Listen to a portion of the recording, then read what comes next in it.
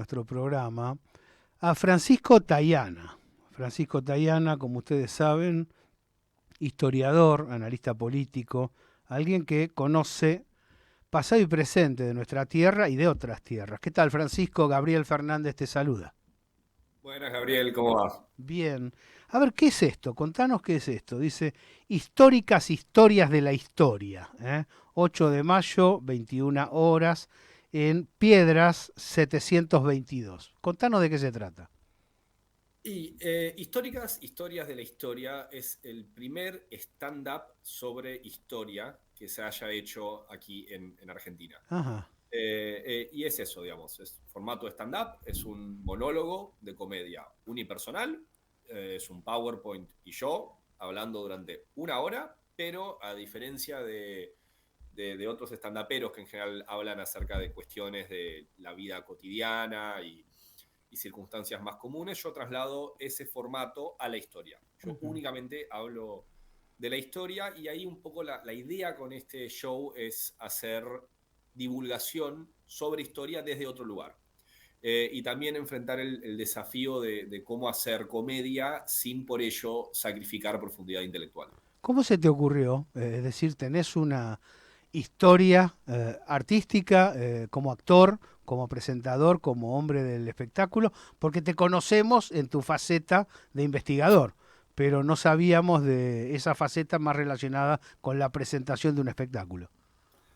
Mira, esto me sirve para contar una anécdota de cómo fue que logré estrenar este show. Yo originalmente empecé en el JJ Circuito Cultural, un Ujú. centro cultural por el Abasto. Fue una idea que tuve de algo que hacía rato fantaseaba con hacer, digamos, a lo largo de mi carrera como historiador fui acumulando observaciones, anécdotas, historias que me parecían muy graciosas, que me parecía que mucha gente podría apreciarla. Entonces se me ocurrió combinar todo eso en un show, armé un guión, armé un PowerPoint, le mandé el proyecto a la gente del centro cultural, que vamos a hablar por teléfono, me dijeron que todo bien, habíamos arreglado fecha, todo bárbaro, todo marchaba. Y justo antes de cortar me preguntan, ¿y Francisco, vos a todo esto? ¿Sos estandapero? ¿Estudiás para ser estandapero? A lo cual yo respondí, mirá, yo toda la vida siempre pensé que yo era muy gracioso. Y estamos a punto de averiguar si eso es cierto. Y Él se tenés, rió. y Entonces tenés, ahí dije, tipo, bueno, por primero lo pronto estuvo bien esa. ¿Tenés director? ¿Tenés algún orientador? ¿Alguien que esté detrás de escena? sí, el que se ofreció, bueno, un amigo personal, un amigo de mi familia, una persona que quiero hace mucho tiempo, Ujú. que lo invité a ver mi show, pero en plan así, amigos, mirá, lo que hice es Max de Lupi, digamos, un comediante con mucho recorrido, Sí. y le gustó mucho el producto, y me dijo, mirá, esto tiene potencial, estoy para apoyarte, y desde entonces trabajando juntos con él, que él también ahora, también justo el viernes está estrenando un espectáculo, y no, bueno, ahí todo muy, digamos, con el apoyo de él y su equipo, pero digamos es un show fácil de montar, de la parte técnica es sencillo. Ujú. Pero creo que la riqueza está más en el entramado, ¿no? O sea, es un show para relajarse, es un show para divertirse, pero también es un show que invita a la reflexión. Y básicamente el show en realidad no está ordenado ni en cuestiones, no son cuestiones cronológicas, Ujú. y si bien en algunos segmentos dedico más tiempo para hablar de unas cosas u otras, en realidad el show está estructurado alrededor de una serie de lecciones que yo saqué acerca de cómo funciona el mundo. Ujú. Y en eso es un show que reflexiona acerca de la condición humana, nuestras naturalezas, la naturaleza del poder, eh, lo, lo terriblemente buenas o peligrosas que pueden ser las ideas, Ujú. las conclusiones lógicas pero no necesarias a las que te llevan sistemas, costumbres, los excesos y algunas cuestiones muy humanas, como, a ver, mirando grandes emperadores o sultanes o líderes de la en la historia humana, claro, o sea, muchas veces y uno se pregunta por qué suceden ciertas cosas. Y claro, vos cuando te pasaste 40 años de tu vida rodeado de gente que nadie te contradice y nadie se anima a decirte la verdad, Ujú, claro, o sea, eso tiene alguna clase de impacto sobre vos, sobre tu visión de mundo, sobre las cosas que se te claro, llegan a ocurrir. claro. Vos sabés que me hace acordar, a medida que te escucho, por supuesto son ideas como flashes que transitan el cerebro, al libro Historia Argentina con drama y humor de Salvador Ferla. El tipo de encare donde él dice, bueno, pero van a aprender historia conmigo, pero se van a reír, se van a enterar de la verdad, pero sobre todo la van a pasar bien. Eh, ¿Cuál es la grilla? ¿Cuál es el contenido? No vamos a contar todo, así la gente va y lo averigua. Le contamos a los amigos que están observando, escuchando el programa que hay dos entradas para aquellos que llamen, para aquellos que se comuniquen a las redes nuestras, tanto Gabriel Fernández como la Señal Medios, como 11 50 12 35 89. Es el jueves a las 21 horas, ¿no? Es así. Jueves 21 horas, Barrio San Telmo, Este, Palacio Victorial. Piedra 722. Piedra 722, pueden conseguir sus entradas en puerta, pero lo mejor es comprarlas en boletería.com.ar. A ver, Francisco, ¿cuáles son los ejes? Yo vengo, te digo, con entre el decir presidencial en el discurso inaugural, todas las macanas que dijo, y lo que dicen los medios occidentales concentrados sobre el planeta, además de lo local, vengo muy preocupado por tratar de contarle a la gente, miren, esta es la historia. De hecho, el último material que presentamos anoche es la historia de India y de Pakistán, para que no se engañen sobre el rol de Gran Bretaña y Estados Unidos en el mundo. Pero eso no pasa habitualmente en los medios tradicionales. ¿De qué vas a hablar? Y de muchas cosas. Y en eso a ver, hay una. Lo que me encanta de la historia es que la historia no requiere justificación, porque la historia sucedió. Claro, ya está. Y con eso, lo que para mí es maravilloso de la historia es que cuando uno lee respecto al pasado, se entera de cosas que ningún guionista se hubiese animado, Ujú. ningún novelista se hubiese Es más animado a. fuerte que lo que imaginamos. Claro, es tanto más, Ujú. es tanto más. Eh, Emperadores romanos que eran unos psicóticos disociados de la realidad. Eh, la parafernalia del poder, cómo es muchas veces visual, hasta visualmente te das cuenta cuando una persona concentra demasiado poder. Las lógicas, esas especies de algoritmos mentales que uno genera cuando divide al mundo entre buenos y malos y cómo todo eso se complica muy rápido. Y en el fondo eso, creo que la historia es realmente de una fuente de comedia prácticamente infinita, con personalidades Fascinante, claro. colosales, estrafalarias, no sé, en mi show hablo de Stalin, hablo de emperadores romanos, hablo de sultanes, y también hablo de cosas que también son más generales, ¿no? Porque, a ver, hay una cosa esencial que es trágica y también es cómica, que finalmente, a ver, lo que define la condición humana es nuestra capacidad simultánea para tener conciencia del infinito y una certeza de nuestra propia mortalidad. Ujú.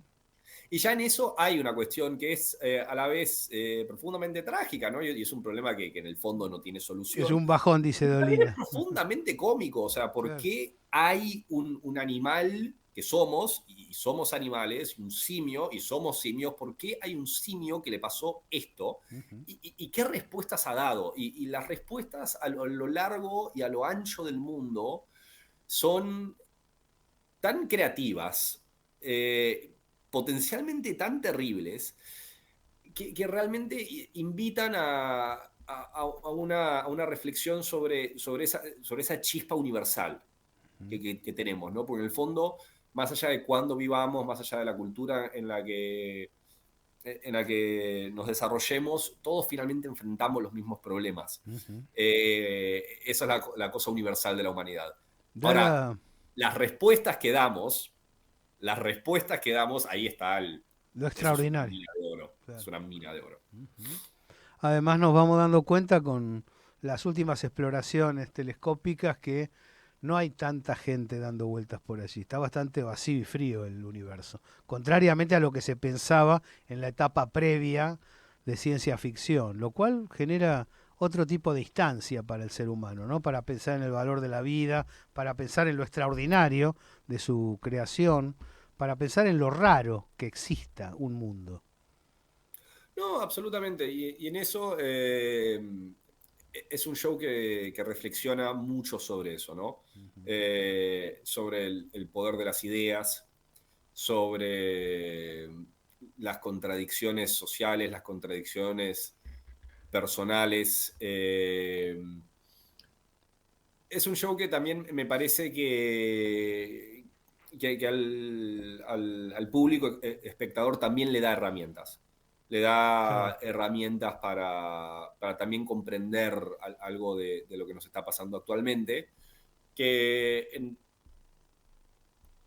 en términos históricos no es tan raro. O sea, cada tanto tocan personajes como Trump, como Milei, hay grandes transformaciones, hay acciones y reacciones, y en eso me parece que cuando uno puede adoptar una mirada de más largo plazo, también es tranquilizante saber que ante esas declaraciones de, bueno, somos el único país del mundo que... No, no, no, te aseguro que no. Ujú. Hay 5.000 años de historia humana, han pasado Pasó de todo. muchísimas cosas, no hay nada nuevo bajo el sol. Eh, y me parece que eso también es lindo, pero además también... Te pone en tu lugar, digamos. Te claro, sitúa.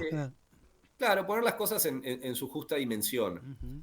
Y también en eso es un show muy irreverente, y también una cosa que hago con este show y otra cosa que también digamos, en mis distintos roles y los distintos lugares que ocupo, acá como cómico, en otro como académico, como periodista.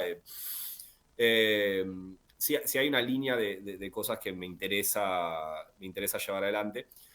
Y ahí eh, hay un par de hay un par de palabras que mucho en la cultura política argentina se han vuelto sinónimos. Y me parece que es hora de reconocerlo para empezar a tener una discusión acerca de cómo separarlo.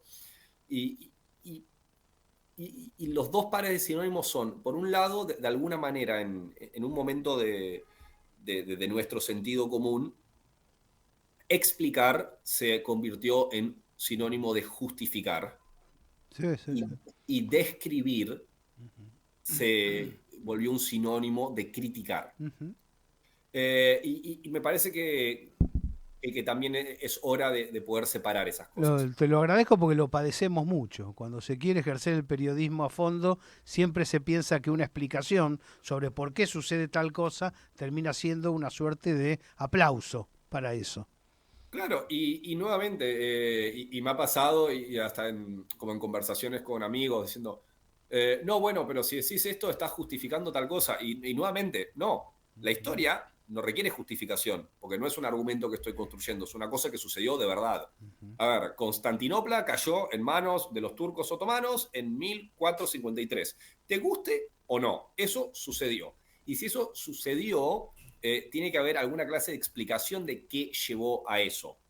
Ujú. Porque si no, porque yo creo que el universo que vivimos es inteligible. Lo podemos comprender a partir Claro. de juntar información y aplicar métodos racionales y después sacar alguna clase de reflexión al respecto. Porque si las cosas no tienen explicación, entonces vivimos en un universo caótico donde simplemente hay una fenomenología de cosas que suceden, y en ese universo es imposible sacar ninguna clase de aprendizaje. Y Claro. si no sacamos ninguna clase de aprendizaje, el futuro va a ser más difícil, no hay mucha vuelta que darle. Te, Eh, sí. te voy a hacer una pregunta para pasar a las preguntas de cierre que tenía previsto. ¿Vos te encuadrás dentro de lo que podemos llamar desde este espacio del pensamiento nacional. Sin dudas. Bien, te escuché en Canal 26 una muy buena locución donde, a ver, no trepidaste, en ese caso, no sé si fue un traspié o un anhelo, en calificar a Bergoglio como papa peronista. ¿Mm? Sin dudas. Bien, me interesa el desarrollo de esa idea. Y después te voy a preguntar, porque comparto una filosofía de base con la que vos estás planteando, te pregunto por El Eternauta, si lo pudiste ver y si tenés una opinión sobre esta serie que remeda la historieta gigante de Oestergel y Solano López. Sobre el Papa peronista, sí, sin dudas. Me parece que, digamos, es una identidad política y el peronismo en eso es una identidad política, no es solamente una postura, suele ser una cuestión más constitutiva del individuo. De esa manera se vive en general, los peronistas viven el movimiento peronista. Y en eso me parece que toda su experiencia, vemos, siendo un hombre que vivió 70 y largos años en Argentina, Sí. me parece que la vida de él y los años que le tocaron, obviamente fueron atravesados por la realidad argentina, en una sociedad particularmente politizada, particularmente polarizada, en la cual él combinaba valores religiosos, valores sociales, y yo, a mi entender, yo creo que él los veía reflejados, esos también en el movimiento peronista, como algo que estaba alineado con sus valores. Me parece que él era un hombre muy peronista, si uno lee sus discursos, lee sus escritos, Ujú. y para aquellos que tuvimos el privilegio de conocerlo en persona, las observaciones que hacían de la realidad, me parece que sí, obviamente, me parece que es claro que fue un papa peronista. O si quieren, fue un hombre peronista que se volvió un papa. Sí, sí, Si pero quieren hacer esa separación, porque de ahí decir que hacía peronismo desde el Vaticano, no, me parece que no, y me parece que él entendía su rol como el líder de la Iglesia Católica, y me parece que en eso él siempre fue muy respetuoso del ecosistema político argentino. lógico. ¿Y el Eternauta? El Eternauta me la maratoneé todo el sábado, me estoy recuperando de una gripe, así que me vino bárbaro, me Claro. encerré ahí en la cueva, puse Netflix, me la devoré. Me parece que, por un lado, a ver, varias cosas. Me parece que El Eternauta, la novela gráfica, el cómic, es uno de las grandes joyas de la literatura del siglo XX argentino. Me parece que es un gran reflejo de la Argentina de ese momento, es crudamente profética de algunas cosas que iban a suceder, y que le terminaron sucediendo en carne propia, Sí. tanto a Westergel como a sus 4 hijas. Y en eso me parece que tiene un valor, tanto desde lo literario, y también tiene un valor como desde el punto de vista histórico. Porque en eso hay una cosa interesante sobre la que hago una reflexión, en mi stand-up, que es básicamente por qué podemos aprender del pasado. Y es porque todo lo que se produce en un tiempo es un reflejo de ese tiempo. Y en eso, tanto el cómic El Eternauta como la serie que se acaba de estrenar, son reflejos de ambos tiempos. Y la serie tiene algunas diferencias con el cómic, sí, pero porque también necesariamente también es un reflejo del mundo en el que se está haciendo. Ujú. Y en eso me parece que la llegada del Eternauta, el triunfo que ha tenido a nivel mundial. No sé si viste eso que se volvió en Twitter Sí. de japoneses explicando en japonés cómo jugar al truco, porque había gente que lo vio en Tokio y tenía ganas de aprender cómo es este juego de cartas que tienen los argentinos. Me parece que en eso eh, es motivo de orgullo nacional, digamos. Me parece que muestra la calidad de los artistas, los productores, los trabajadores del mundo de la cultura. Y también me parece que es un mensaje muy positivo y muy necesario en este momento. En ese sentido también, eh, a veces, bueno, el universo tiene ese sentido del humor, ¿no? Y el hecho que el Eternauta justo se haya estrenado en este momento, ya ha sido un éxito en este momento, una obra cuyo mensaje fundamental es que nadie se salva solo, ¿no? Que es a través de la comunidad, es a través de los lazos humanos, es a través de... Todo lo contrario a la actitud libra de nuestro presidente, digamos. Absolutamente. Pero eso además coincidió temporalmente con el fallecimiento y el funeral El Papa. del Papa Francisco. Yo, de hecho, el jueves volví de Roma, tuve el privilegio de poder asistir al funeral, y en eso también me sucedió una cosa y se vivía una atmósfera muy interesante en Roma, porque obviamente había dolor, obviamente había luto, pero por otro lado también había una profunda celebración de lo que fue ese hombre, de lo que fue su legado, y en eso uno donde miraba alrededor veía las semillas plantadas por Francisco. Sí, ¿no? sembró esperanza. Absolutamente, y me parece que eso es una cuestión fundamental, y hay una discusión que hay que dar en la cultura, en la política. Bueno, entre las otras cosas que tengo, yo ahora, este año estrené un canal de YouTube en el cual voy subiendo videos sobre tópicos muy diversos. Ahora voy a subir en estos días el tercero, pero mi segundo es sobre Argentina, sobre el futuro de Argentina. Y es un análisis de 35 minutos de por qué, en términos de perspectiva geopolítica, yo, a pesar de todo, sigo siendo muy optimista del futuro de este país. Y me parece que nada está perdido, me parece que todavía lo mejor está por delante, pero fundamentalmente hay que construirlo y tenemos las herramientas para construirlo, pero necesitamos la voluntad colectiva de llevarlo adelante. Y en eso me parece que en la trampa que no hay que caer es justamente en un mensaje muy claro por parte de este gobierno de buscar quebrarnos y de convencernos de que este país es una porquería, de que nosotros somos una porquería, de que no nos merecemos nada mejor y que ya todo está perdido. Cuando me parece que eso es una afirmación, por un lado malévola y por otro lado firmemente disociado de la realidad. O sea, más en el mundo que se viene. Y yo, francamente, Gabriel, esto no es para subestimar el enorme sufrimiento que está atravesando la mayoría de nuestra población. No es para subestimar la profundidad de la crisis. Ahora, viendo un panorama mundial, que es una cosa que yo me dedico a hacer la mayoría de las horas en las que estoy despierto, yo no te cambio los problemas de Argentina por los problemas de Corea. Yo en este momento no te cambio los problemas de Argentina por los problemas de Pakistán. Yo no te cambio los problemas de Argentina por los del Medio Oriente. Y yo no te cambio los problemas de Argentina por los problemas de varios países europeos. Es difícil plantearlo eso, ¿eh? Nos cuesta mucho. A los que nos ocupamos del Yeite nos cuesta mucho comentar esto que estás señalando, que es un sentido de proporciones.